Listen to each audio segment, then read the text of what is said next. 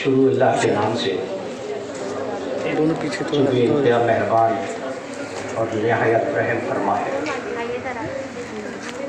आज की इस अलविदाई तकरीब में मौजूद शहर जलगांव से तशरीफ़ फरमा मोहतरम खलील शेख साहब, जनाब सईद साहब, सलीम सेठ साहब, जलील साहब और मोहतरम ज़ुबैर शेख साहब और काबिल एहतराम असातिज़ाए इकराम, चंद लम्हों की रफ़ाकत ही गनीमत है कि फिर चंद लम्हों की रफ़ाकत ही गनीमत है कि फिर चंद लम्हों में के चरागां बिखर जाएगा। अपनी यादों को समेटेंगे आज बिछड़ने वाले, अपनी यादों को समेटेंगे आज बिछड़ने वाले, फिर किसे मालूम कौन किधर जाएगा। अजीज़ तलबा व तालिबात, आपके सामने आप ही के हमजमात तलबा व तालिबात ने अपने ख़यालात यहाँ पेश किए। साथ ही साथ आपके असातिज़ा इकराम और मेहमानान ने भी आपकी रहनुमाई फरमाई।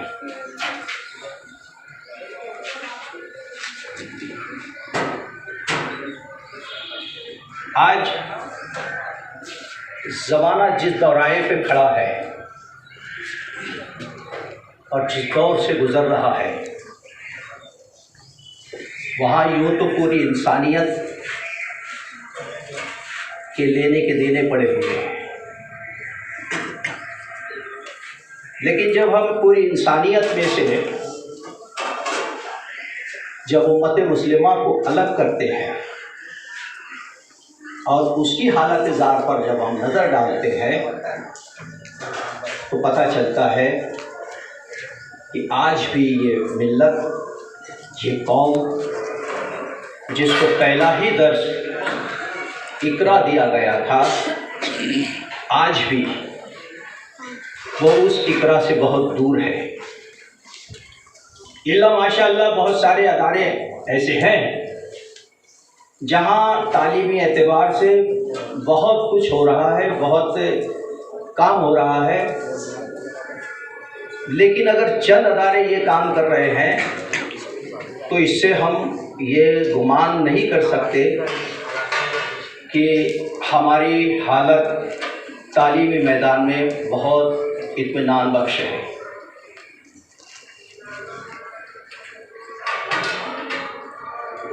दरअसल हमको हमारे रहनुमाओं ने हमारे जहनों में एक बात ये बिठाई है कि हम अक़लियत में होने की वजह से तालीमी पसमानदगी में पिछड़ गए हैं, पीछे रह गए हैं,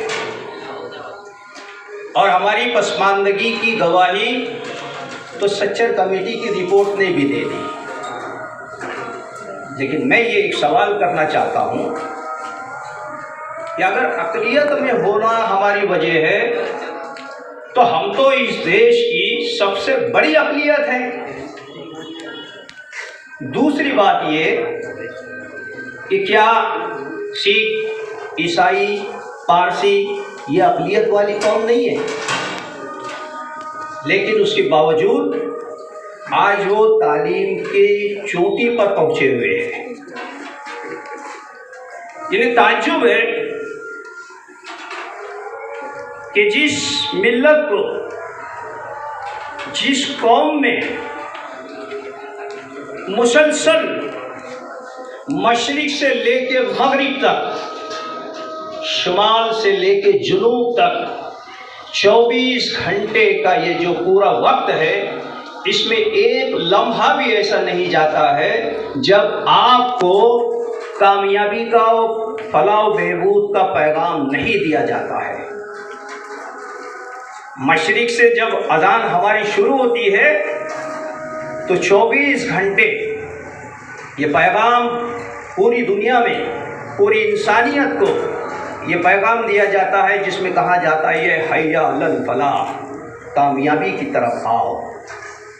जो कौम दूसरों को कामयाबी की तरफ बुला रही है और वो भी 24 घंटे ये पैगाम देती है, आखिर वो कौम फलाह बहबूद में, तालीमी मैदान में क्यों पीछे रह रही है?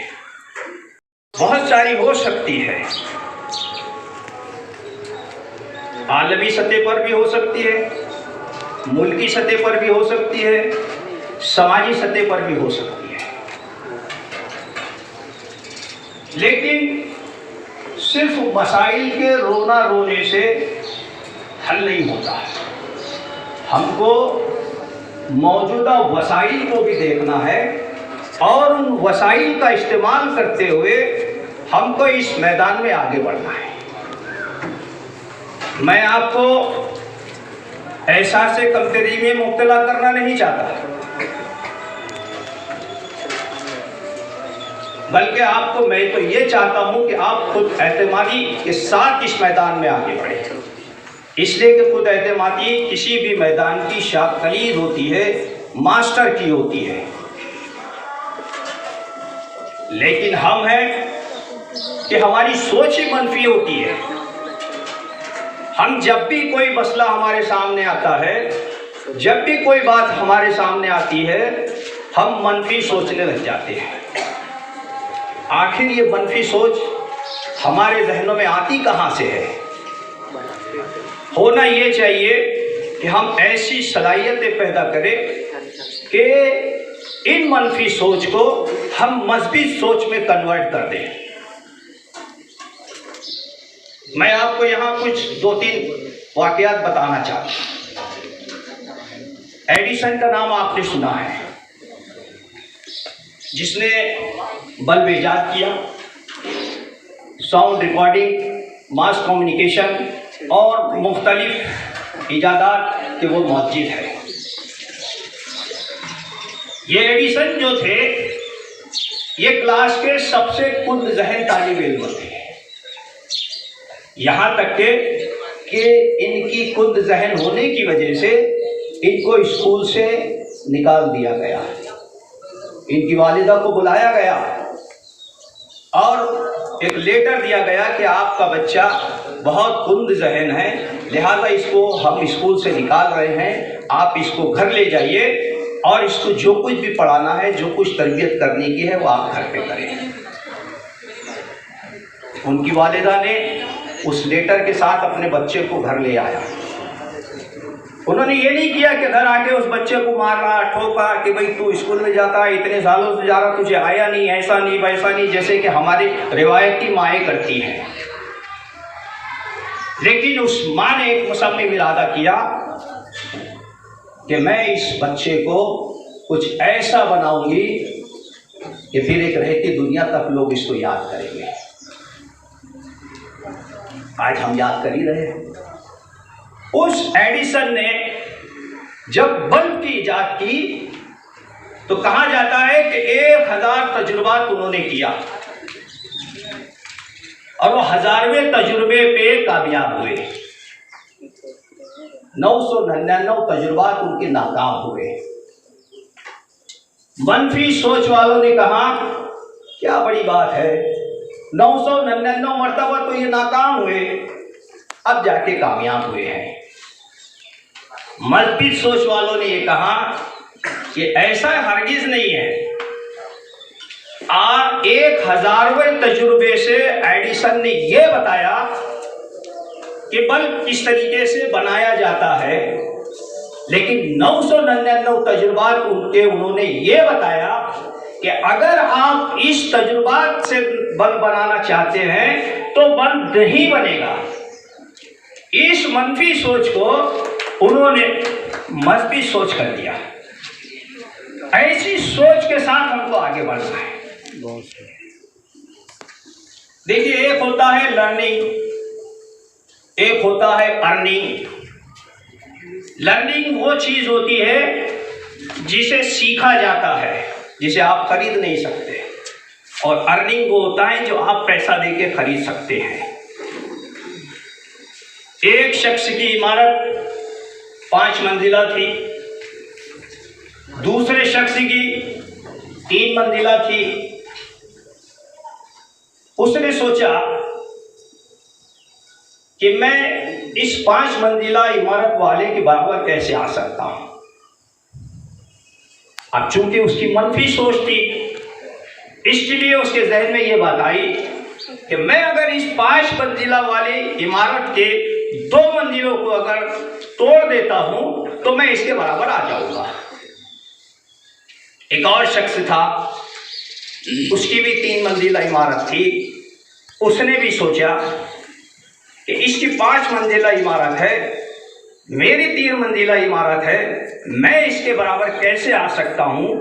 चूंकि उसकी सोच मजबूत थी, तामीरी सोच थी, तो उसने कहा कि मैं 2 मंजिला अगर बना लेता हूं तब मैं इसके बराबर आ जाऊंगा। ये होता है सोच का फर्क। और जब आप जो सोचते हैं वही फिर आगे आपकी फिक्र बनती है, वही फिक्र आगे जाके आपका मकसद बनता है, और फिर उसी नहज पे आप लोग काम करते हैं। मैं बार बार इसीलिए आपको सोच के ऊपर आपको फोकस कर रहा हूं कि अपनी सोच को मजबूत बनाना है। कहा जाता है, आपने भी पढ़ा होगा कि कुम्हार अपने चरखे पर मिट्टी को रखकर चिलम बना रहा था, ये सोचकर कि अभी चिलम की बहुत ज़्यादा खपत है, लोग बहुत ज़्यादा इसका इस्तेमाल कर रहे हैं, तो मैं ऐसा करता हूँ कि चिलम बना लेता हूँ। उसने वो काम शुरू किया कि उसकी अहलिया मोहतरमा आती है और उससे पूछती है कि आप ये क्या बना रहे हैं। उनका कहा, मैं चिलम बना रहा हूँ इसलिए कि इसकी आजकल बड़ी मांग है। उन्होंने कहा कि ऐसा नहीं हो सकता कि आप इसकी बजाय मटका बनाएं, इसलिए कि वो भी तो ज़रूरत की चीज़ है, उसकी भी तो बहुत मांग है। कुम्हार ने उसकी बात को तस्लीम किया, उसकी बात को माना, और अब चिलम बनाने की बजाय उसने मटका बनाया। अगर चिलम बनती तो एक गलत काम होता, उस मिट्टी को हमेशा गर्मी बर्दाश्त करना पड़ती, लेकिन अब जब वो मटका बना, अब उसमें पानी भरा जाएगा और वो ठंडक में रहेगी। तो कहने का मतलब यह है कि किसी की एक जुमले से अगर आपकी सोच बदल जाती है, जैसे उस कुम्हार की सोच बदली और चिलम की बजाय उसने मटका बनाया, तो मिट्टी से आवाज आई कि आपकी तो सिर्फ सोच बदली, मेरी तो जिंदगी बदल गई। तो आपकी सोच लोगों की जिंदगियां बदल सकती है, और जिंदगी आज के दौर में सिर्फ सांस लेने का नाम नहीं है। और वैसे भी हम जिस मज़हब के पैरोकार हैं, वहाँ ज़िंदगी का एक बड़ा वाज़ेह मफ़हूम हमको दिया गया है कि हमको ज़िंदगी गोद से लेकर गौर तक किस तरीके से, किस अंदाज से, किस शरीयत के तहत गुजारना है। आज हालात आपके सामने हैं, हमारी एक एक चीज़ पे सबके लोगों की नज़रें हैं। दुश्मनाने इस्लाम आपके हिजाब उतारने पर तुले हुए हैं। एक तरफ ये सूरत हाल है, दूसरी तरफ हमारे ये नौजवान, ये हमारी कौम व मिल्लत के सरमाया, जिनके सरों को देखकर यहूद व नसारा की याद आ रही है, जिन्होंने यहूद और नसारा की तहजीब को अपना के रखा है, और जब नमाज के वक्त जाते हैं तो उस यहूद और नसारा की तहजीब पे इस्लामी तहजीब को ढांकते हैं, टोपी पहन लेते हैं नमाज के वक्त में। मुझे बताइए, आज तक दुनिया में कभी की 2 तहजीबें एक साथ जमा हुई है? कभी नहीं। आप चाहते हैं कि 2 तहजीबें एक साथ जमा कर लें? ये नामुमकिन बात है। तो हमारी लड़कियां तो हर मैदान में आगे बढ़ रही हैं, मसला है हमारे नौजवानों का। वो नौजवान जिनको सोशल मीडिया बड़ा कर रहा है, वालिदैन और सरपरस्त नहीं, जिनकी सरपरस्ती सोशल मीडिया कर रहा है और वो पूरी तरीके से उसके शहर में आ चुके हैं। ऐसे वक्त में यकीनन असातिज़ा इकराम, समाज, मजहबी रहनुमा और इन तमाम की जिम्मेदारी बहुत ज़्यादा बढ़ जाती है कि वो हमारे ये बर्बाद होती हुई नस्ल को किस तरीके से सही राह पे ले आए। इसके लिए बहुत कोशिश की ज़रूरत है। तलबा ने अपनी तकरीरों में प्राइमरी के असातिज़ा इकराम का जिक्र खैर किया। मुझे खुशी है इस बात की, इसलिए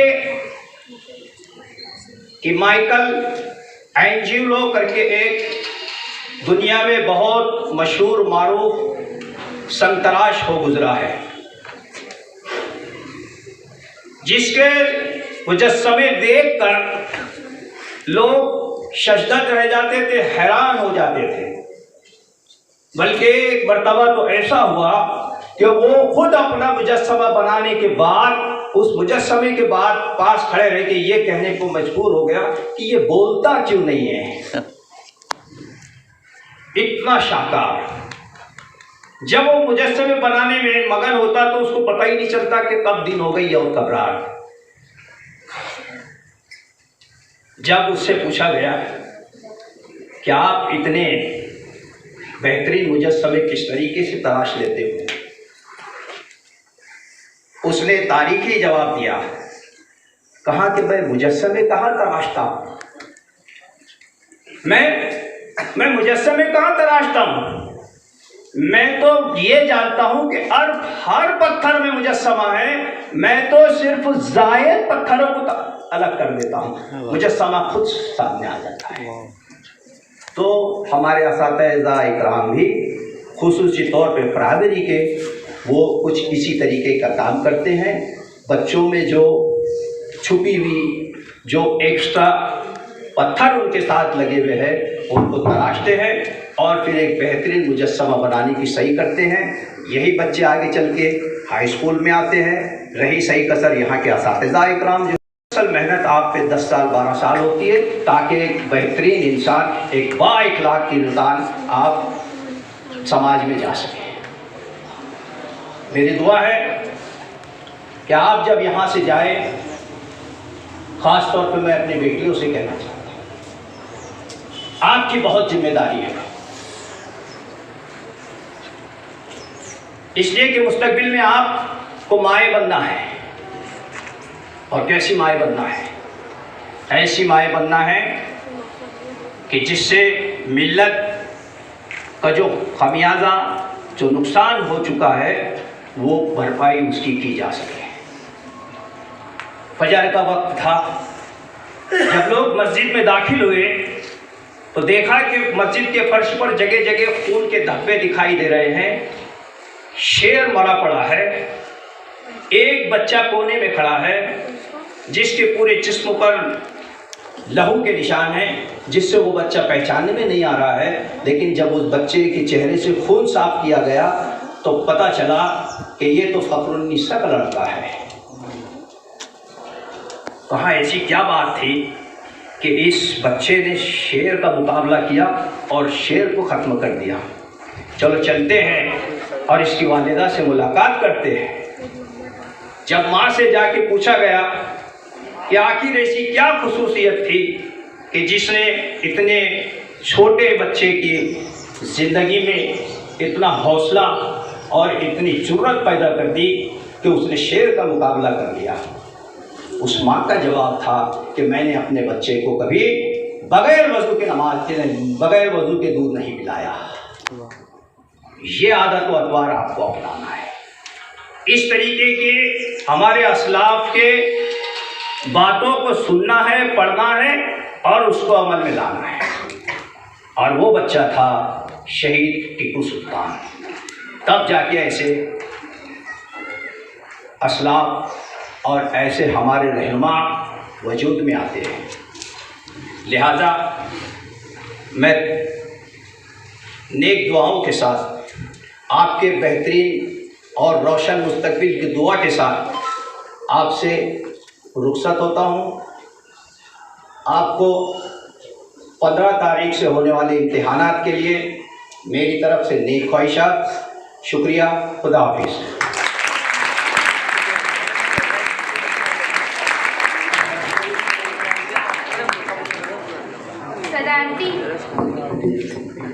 सदारती खुतबे के बाद आइए अब हम इस प्रोग्राम की आखिरी कड़ी रस्मी शुक्रिया के लिए मेरी हम जमात मेरी अजीज सहेली अर्शीद सैयद आबिद अली को आवाज़ देती हूँ कि वो आए और रस्मी शुक्रिया पेश करें।